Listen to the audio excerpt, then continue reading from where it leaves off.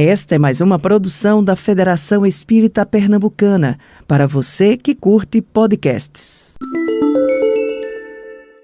Boa tarde.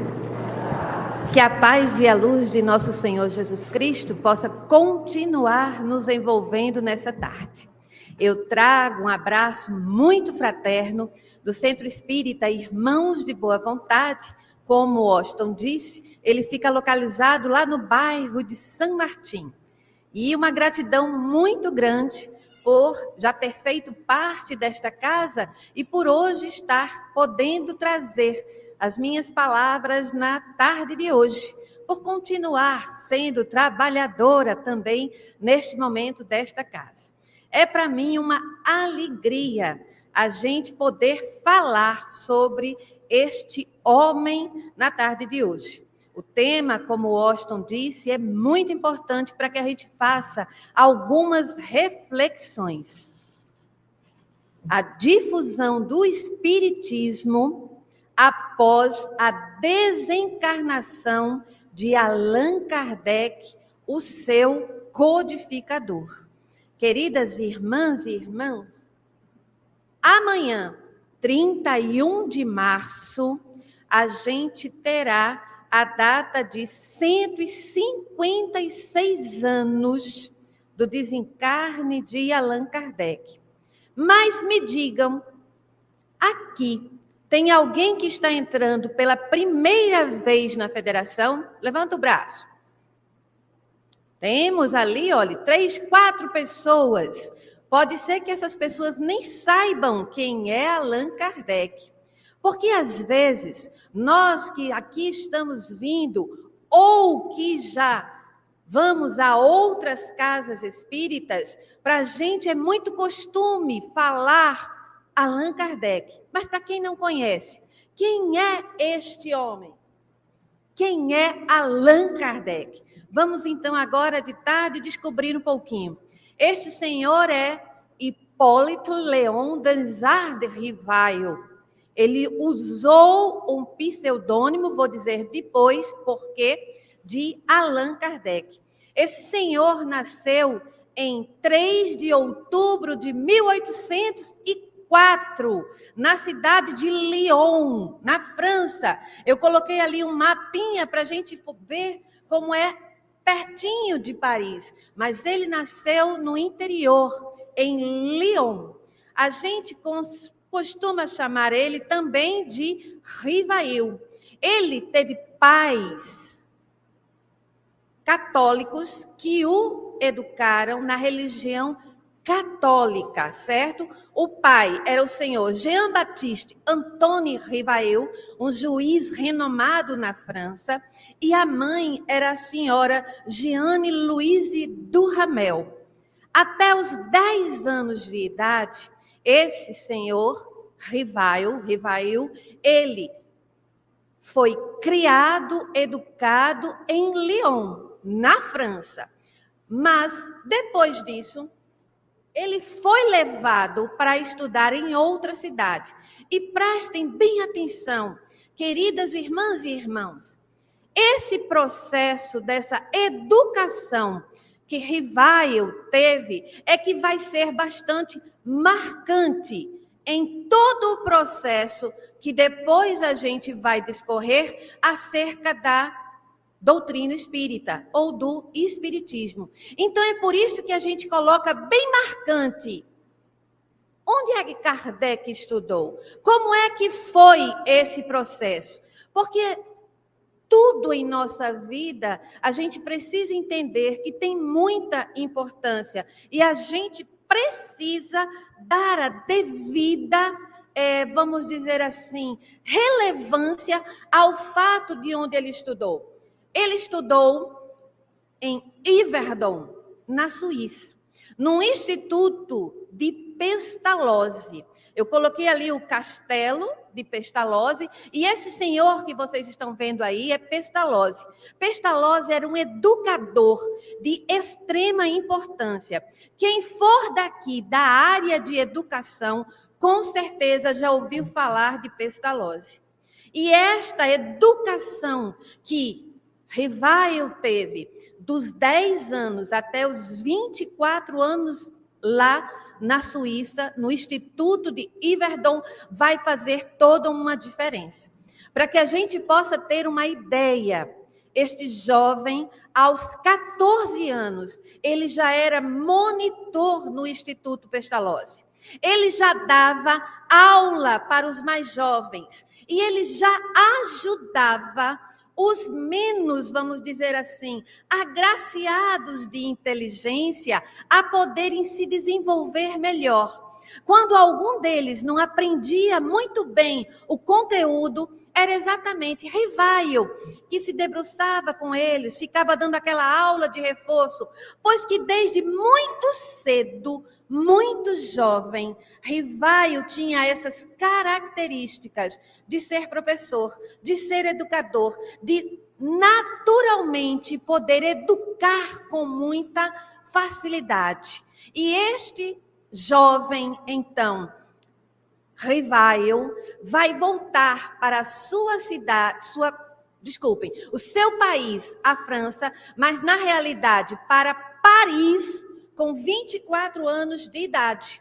E a gente vai ver ele aí bem jovem. Alguns de nós, eu acho que nunca vimos uma foto de Kardec tão jovem. A gente é acostumado a ver ele carequinha, não é verdade? Este senhor, com 24 anos de idade, quando volta para a França e vai morar em Paris, ele já funda a primeira escola de ensino de primeiro grau. E ele começa a dar aulas. Ele era muito culto, queridas irmãs e irmãos. Ele tinha uma inteligência muito desenvolvida. Para que a gente tenha uma ideia, ele falava 5 idiomas. Ele falava o natural dele, que já era o francês, ele falava inglês, ele falava alemão, ele falava espanhol, ele falava holandês, que não era fácil. E não era vamos dizer assim, um idioma simples naquela época para que várias pessoas falassem. E observem, ele só tinha saído da França e ido até a Suíça. E mesmo assim, ele não tinha viajado muitos países, não. E mesmo assim, ele tinha uma facilidade, ele traduzia vários textos. E este homem rapidamente começa a ser um intelectual respeitado, não apenas na cidade de Paris, mas na França como um todo. Ele começa a ter vários livros escritos, que a gente pode aqui enumerar em 9 livros escritos de maiores importâncias.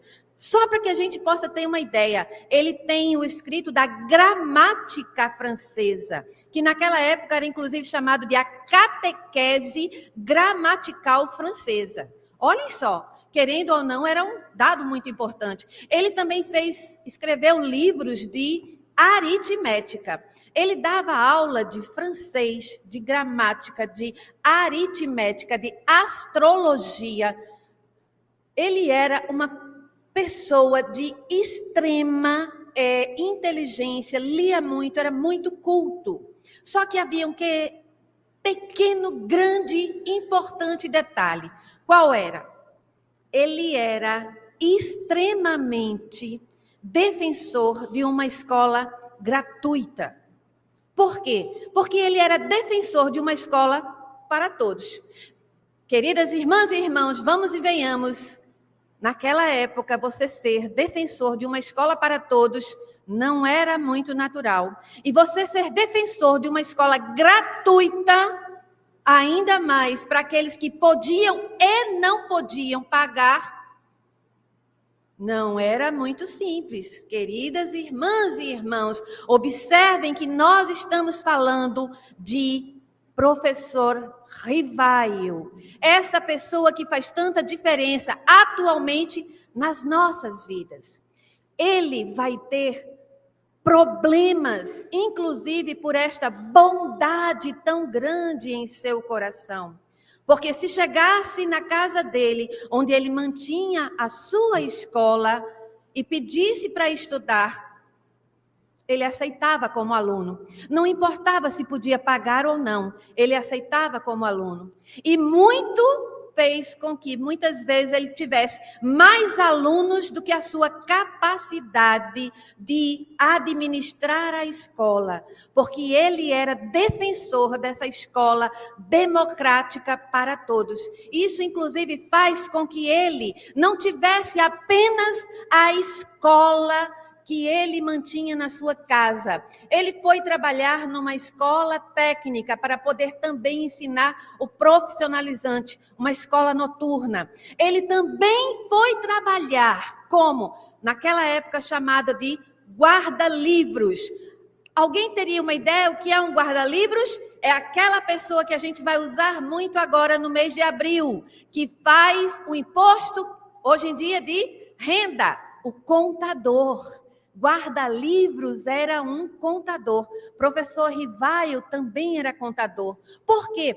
Porque ele precisava aumentar a sua renda para poder manter os seus estudantes. E aí eu vou dar um detalhe importantíssimo e que eu estou olhando aqui, mas aqui está bem balançado, viu?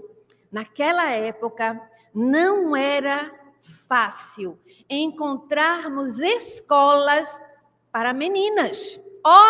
Nós mulheres, que aqui na tribuna somos a maioria, aí nós não somos a maioria, aí está bastante dividido, mas aqui na tribuna nós somos a maioria. Naquela época nós não tínhamos chances de estudar. O estudo para meninas, na maioria dos casos, era no domicílio e principalmente restrito, adivinhe, a dotes manuais. Nós mulheres, nós meninas, aprendíamos a bordar, eu adoro, fazer crochê, eu adoro, costurar, mais ou menos. Mas não era só isso que nós queríamos, não é verdade? A gente também queria aprender a ler e escrever, com certeza. Mas não eram para todas. Mas na casa do professor Rivaio era assim. Porque se nós chegássemos meninas de vestido, de fita no cabelo, a gente tinha chance de estudar. E lá a gente era aceita. Vejam que importância maravilhosa que este senhor, professor Rivaio, tem também para nós. E uma figura importantíssima que nós muitas vezes não conhecemos, a esposa do professor Rivaio, a senhora Amélie Gabrielle Boudet. Queridas irmãs e irmãos, pasmem, ela é 9 anos mais velha do que ele, e ele casa com ela. E a gente tantas vezes é preconceituoso. Um homem mais novo com uma mulher mais velha, lá nos idos de 1832, a gente vai encontrar isso. Ele com 28 anos. E ela, 9 anos mais velha do que ele. A senhora Boudet, ela nasceu no ano de 1795, no dia 23 de novembro. Queridas irmãs e irmãos, ao lado de um grande homem, temos uma grande mulher. Aqui está também uma professora, uma autodidata. Ela é linguística. Ela é professora de belas artes, ela é poetisa, ela é escritora. Queridas irmãs e irmãos, se pararmos para nos debruçar e vermos a história ou a biografia dessa mulher, nós vamos ver que também precisamos agradecer a ela a doutrina espírita, pois que ela ajudou o professor Hipólito Leon Denizar de Rivaio no período certo, quando eu ainda vou chegar lá. Mas não quero de forma nenhuma deixar neste momento de ressaltar a figura da companheira Amélie Gabrielle Boudet ao lado do professor Rivaio.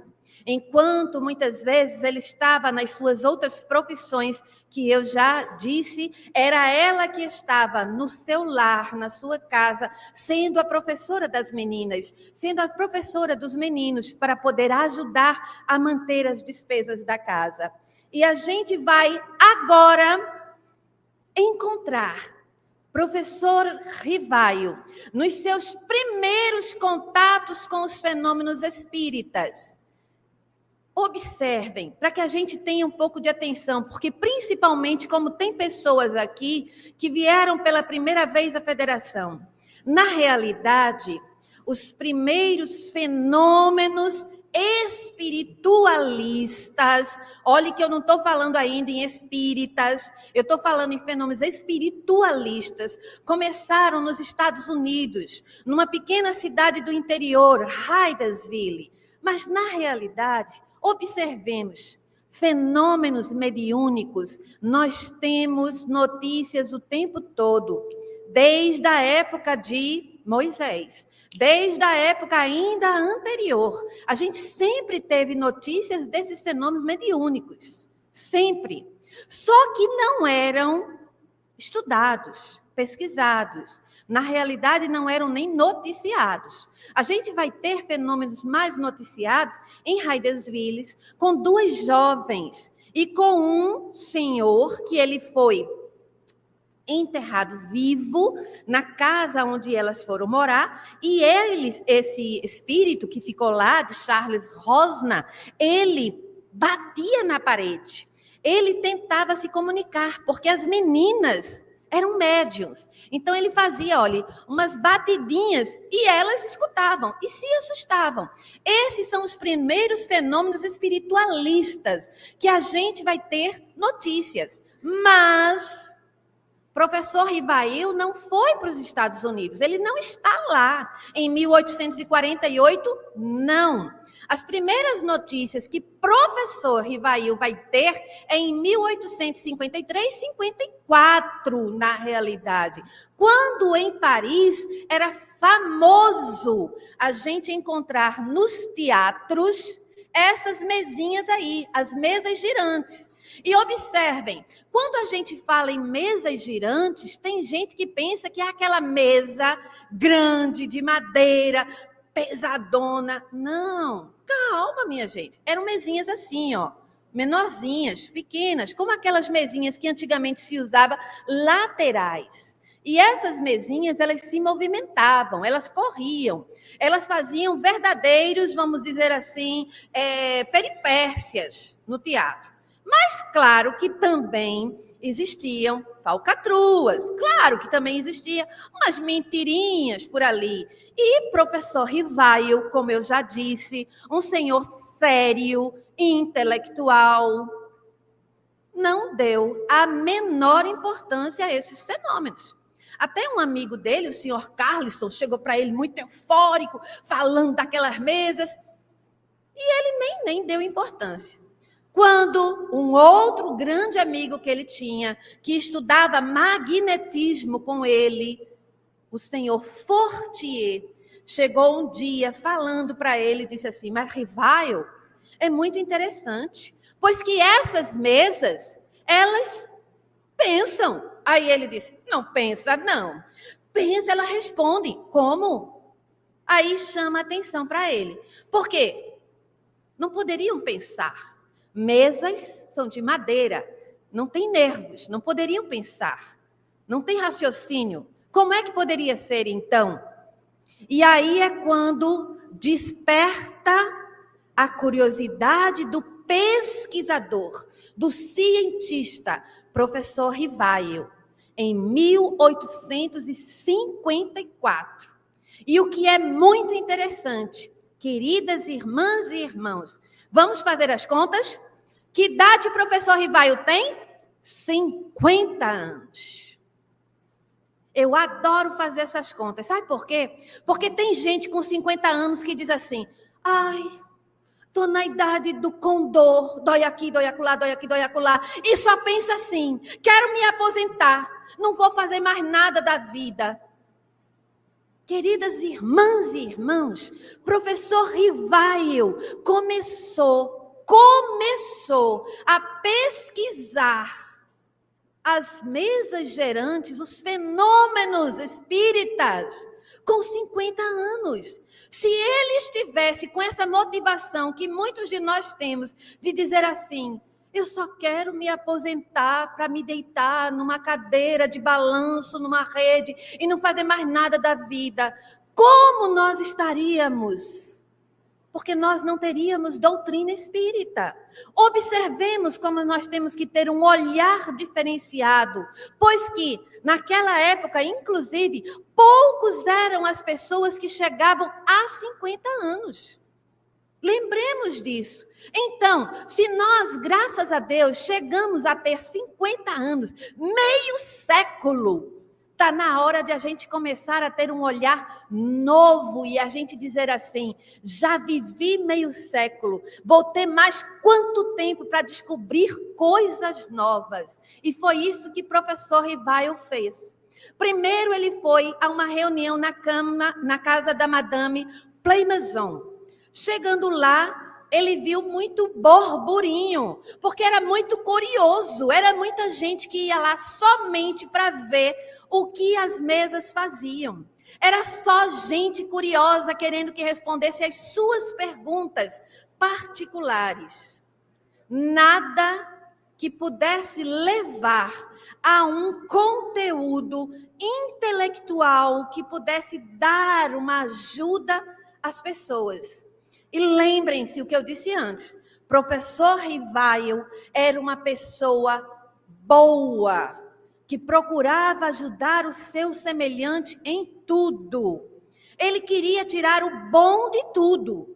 Quando ele viu que ali havia algo mais que fenômeno, e ele começou a observar que ali tinha uma força inteligente, mas que ali não tinha algo muito importante, que era a seriedade.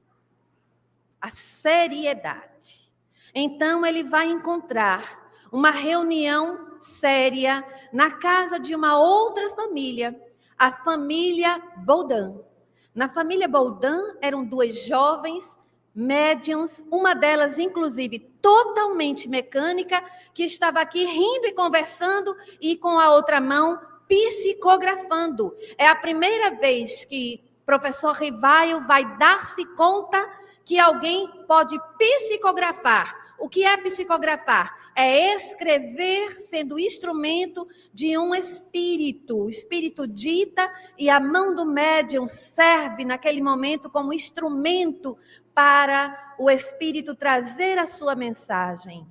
E professor Rivail tem o primeiro contato com o seu guia espiritual, espírito Z ou espírito Zéfiro. Zéfiro tinha sido amigo seu em uma outra encarnação.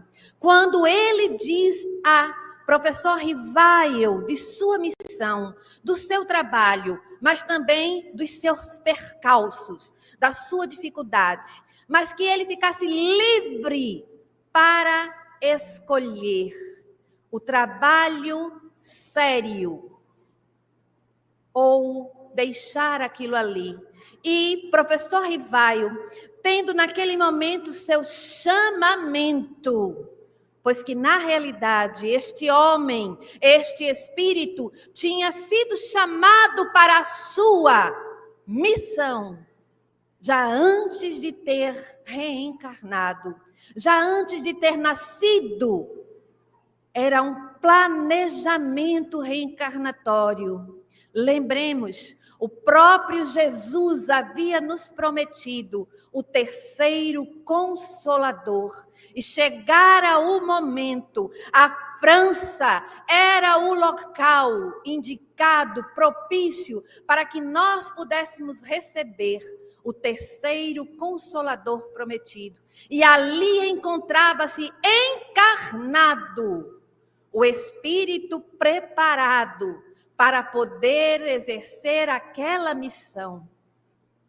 Professor Rivail teve então a ajuda não apenas de Zéfiro, mas de toda uma pleiade de espíritos superiores que começaram a acompanhá-lo nas reuniões mediúnicas que ele ia para estudo.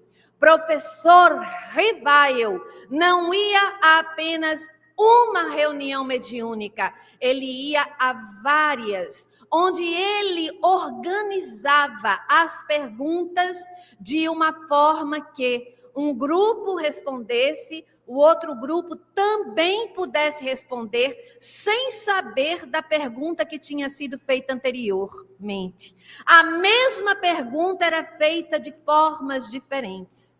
Professor Rivaio então, ao conversar com o seu guia espiritual, instruído e dito que ele havia sido um druida e um sacerdote, druida da época que eles viveram no passado juntos, onde já naquela época eles estudaram muito a filosofia.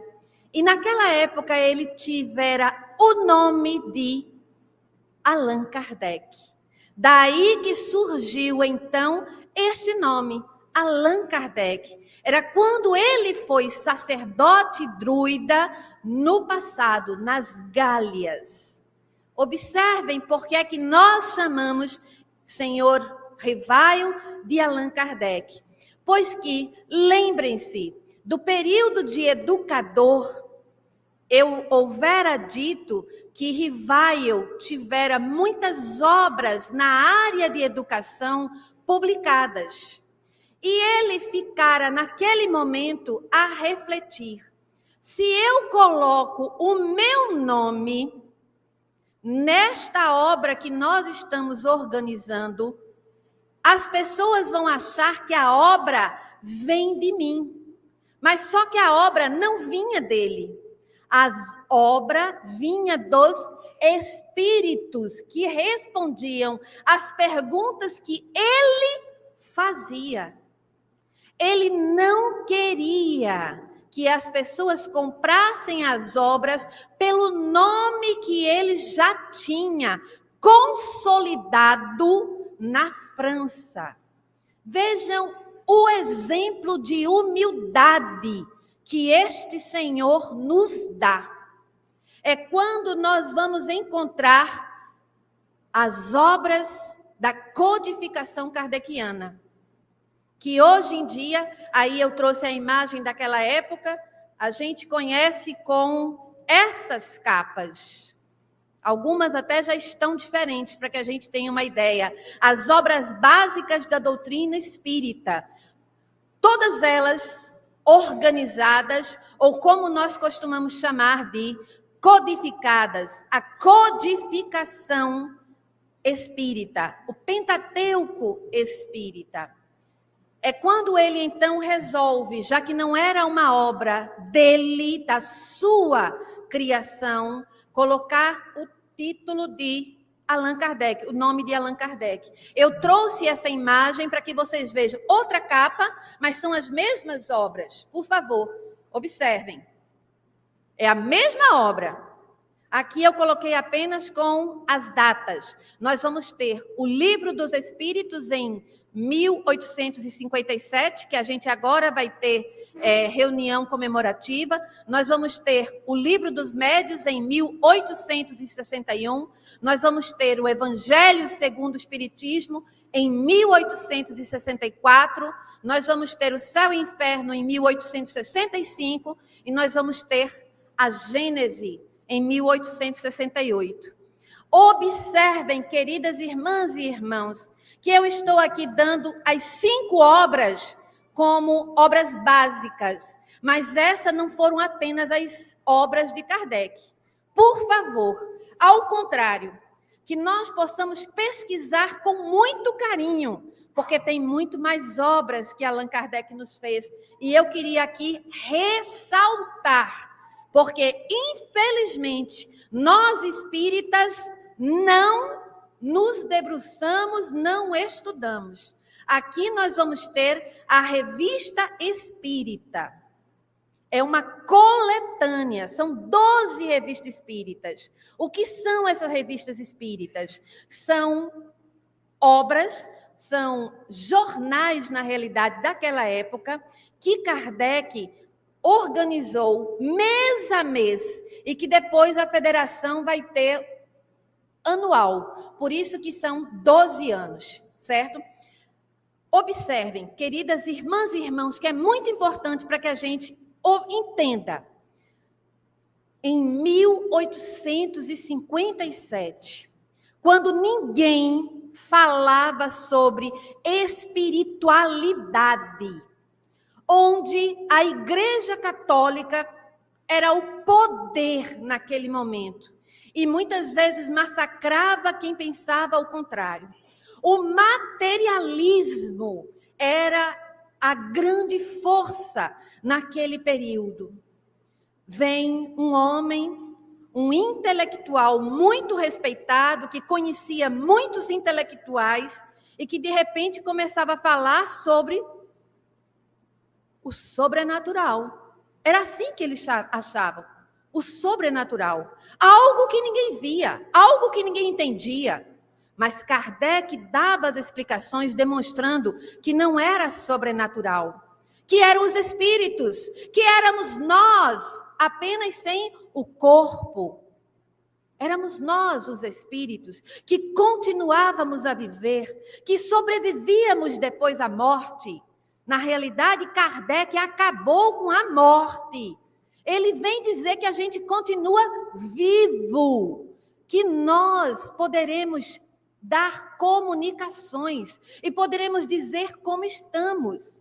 Imagine a quantidade de pessoas, de teóricos, de intelectuais, de padres, de pastores protestantes que foram contra este homem. De como foi a vida dele a partir do ano de 1857, quando ele publica o Livro dos Espíritos. E observem uma coisa que é muito importante. Ele não tinha, como nós temos, obras que ele pudesse parar para estudar, para poder embasar o seu próprio conhecimento. O que ele tinha era a ajuda dos amigos espirituais, que traziam para ele a luz do espiritismo.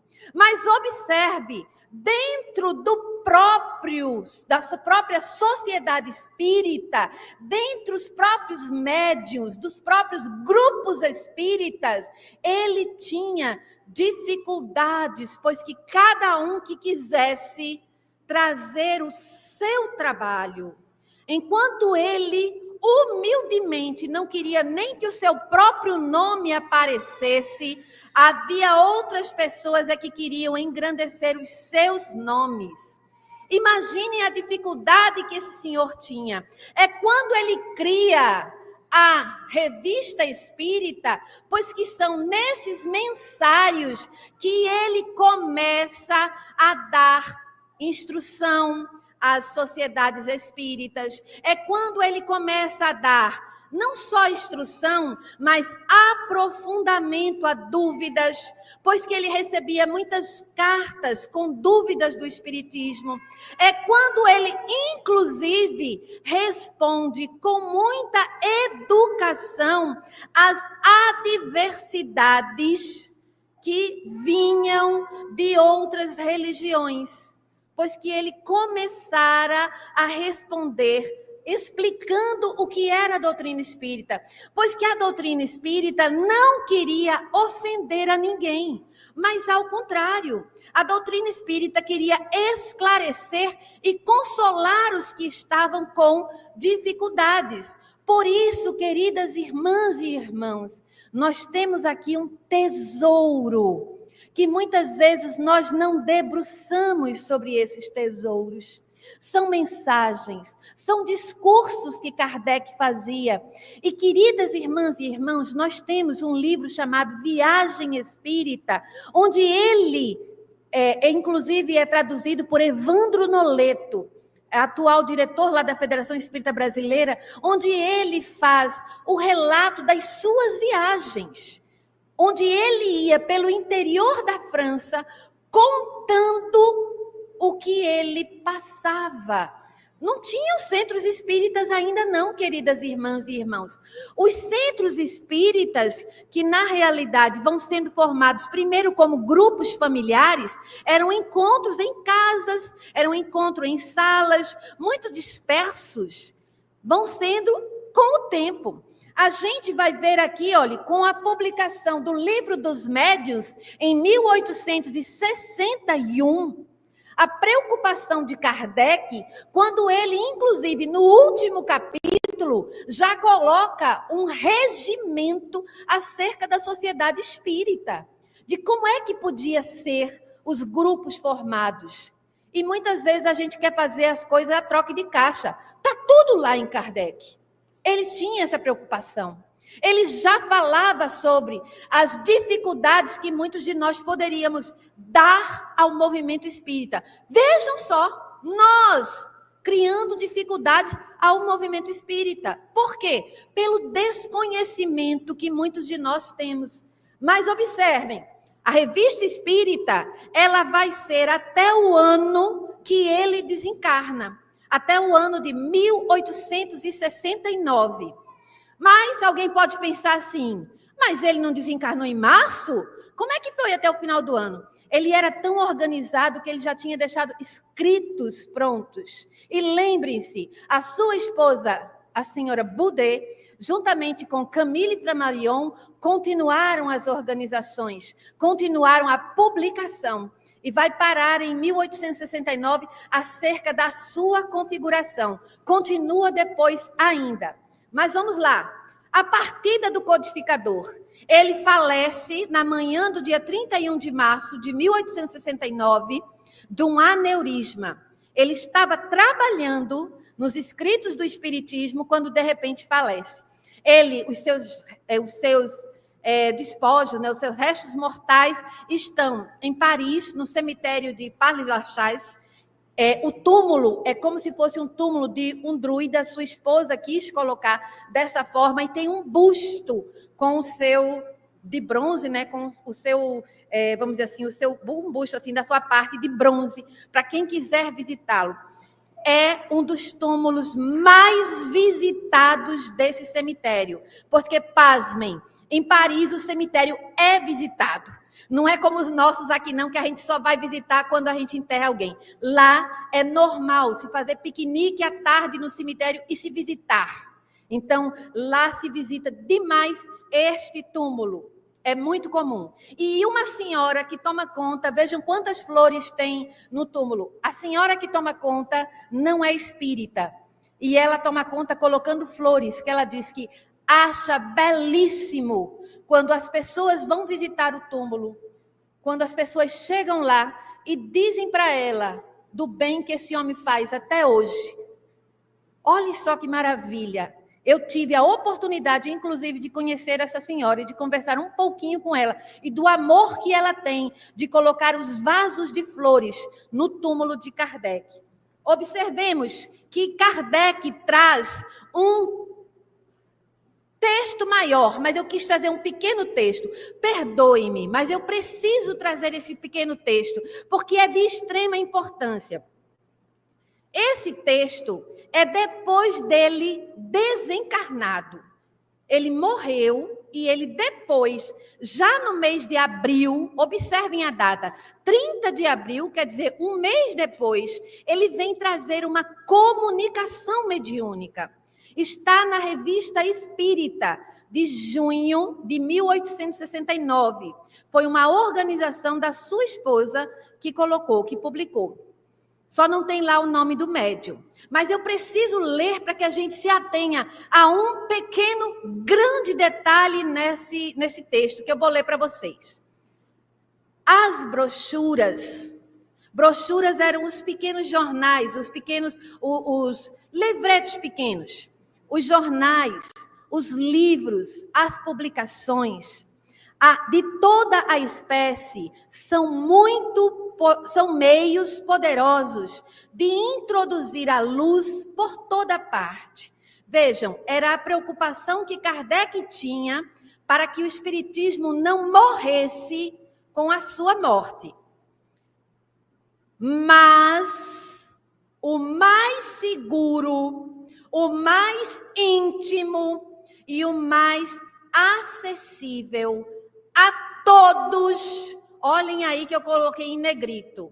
É o exemplo da caridade, da doçura e o amor.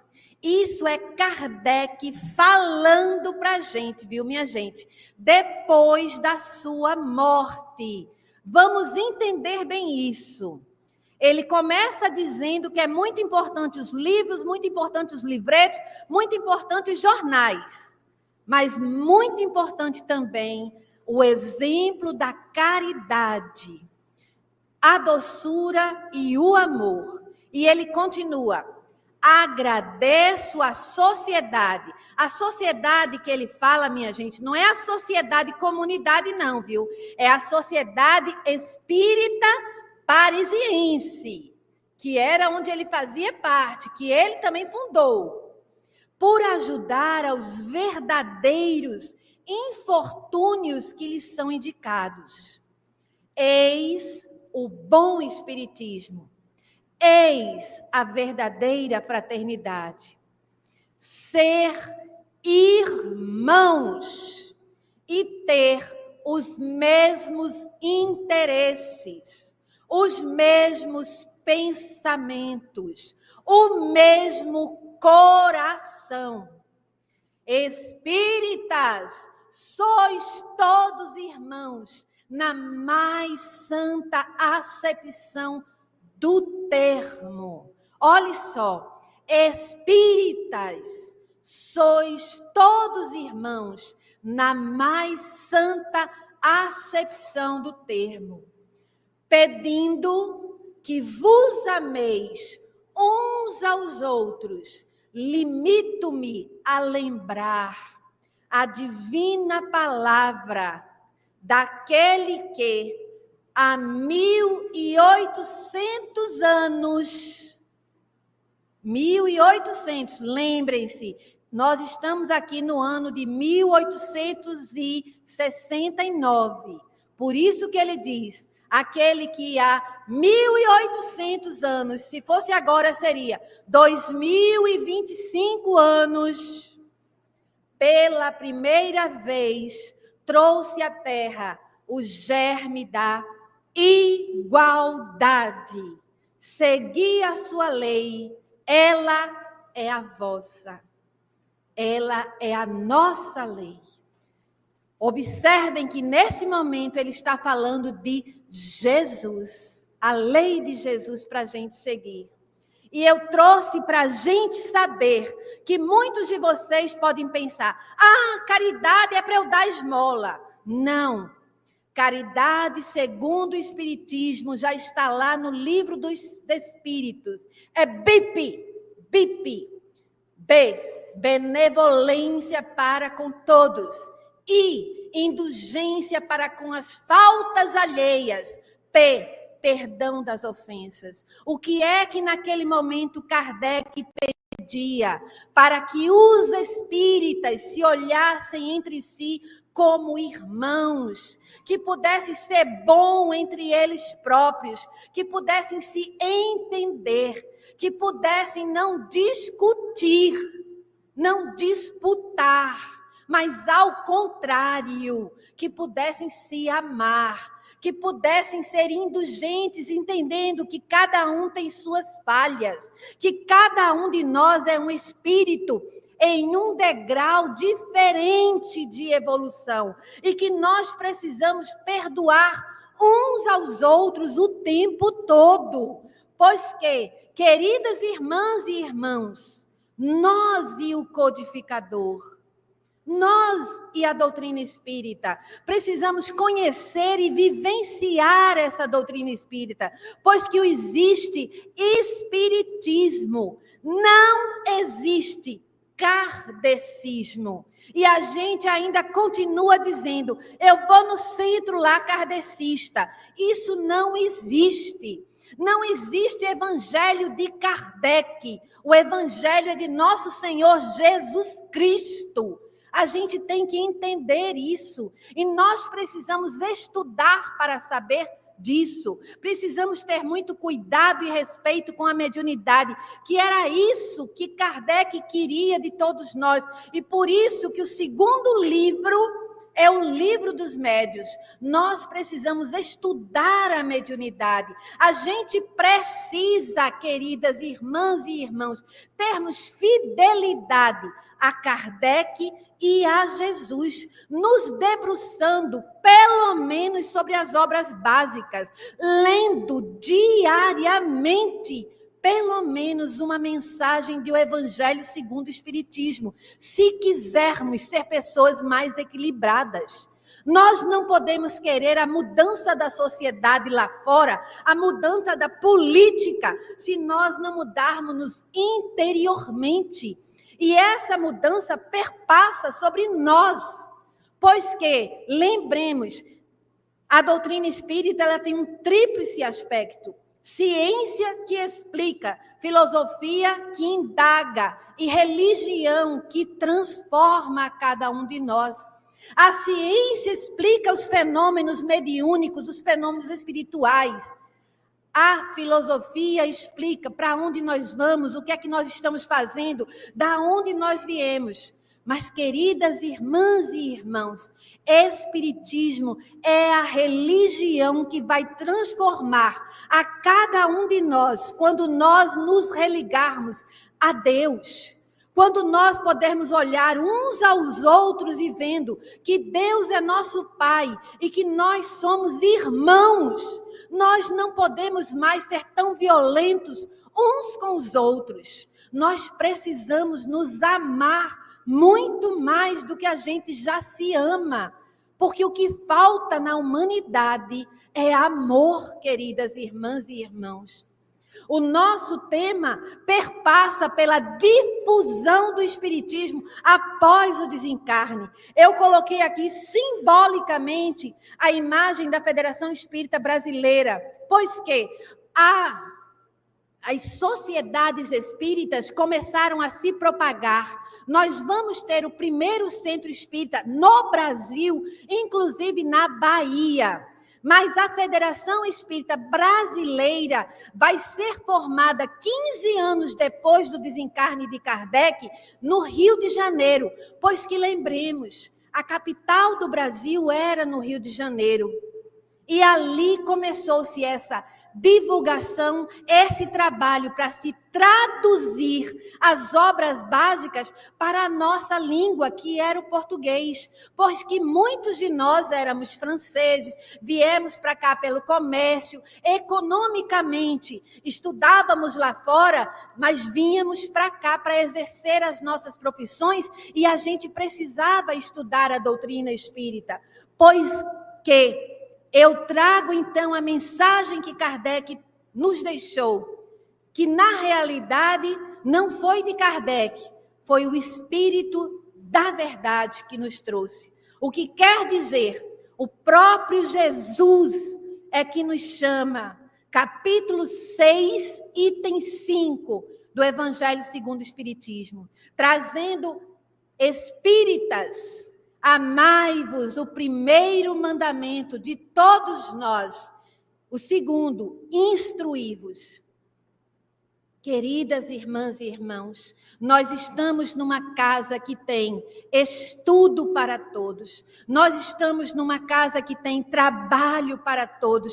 Que possamos pegar nessa charrua, que possamos pegar nessa labuta, que nós possamos servir a Cristo e a Kardec aqui, hoje, agora, que a gente não espere o dia de amanhã, que a gente não espere chegar uma nova pandemia para a gente poder acordar, mas que, ao contrário, que nós possamos fazer a diferença. Se naquela época de Kardec o que atrapalhou foi o materialismo e a igreja com seu poder, que hoje não seja o prazerismo.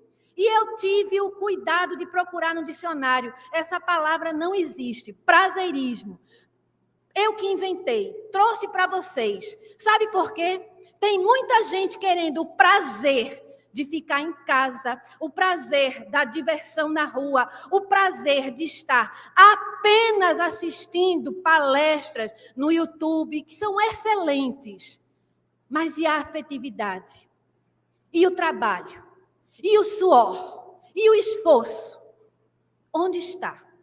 Só aqui, no chão da casa espírita. É aqui que a gente vai ter amor. É aqui que a gente vai ter trabalho de verdade. É aqui que a gente vai ter na área social a caridade para a gente ajudar o próximo. Que nós possamos deixar um pouquinho do prazer da diversão, mas que nós possamos também escolher durante 7 dias da semana, um dia para a gente se dedicar ao prazer de amar o nosso irmão e de nós sermos aqueles espíritas que estudam, que trabalham e que sabem a ter gratidão a Kardec, pois que é isso que nós estamos na tarde de hoje aqui fazendo, pois 156 anos sem ele encarnado na Terra, mas com ele organizando, trabalhando no nosso movimento espírita. Que Deus nos abençoe, ilumine as nossas consciências para que a gente possa pensar sobre isso, não apenas hoje, mas em todos os dias da nossa vida, porque, como eu disse, ele começou com 50 anos. E com quantos anos nós vamos começar? Que Deus nos abençoe. Você ouviu o podcast da Federação Espírita Pernambucana.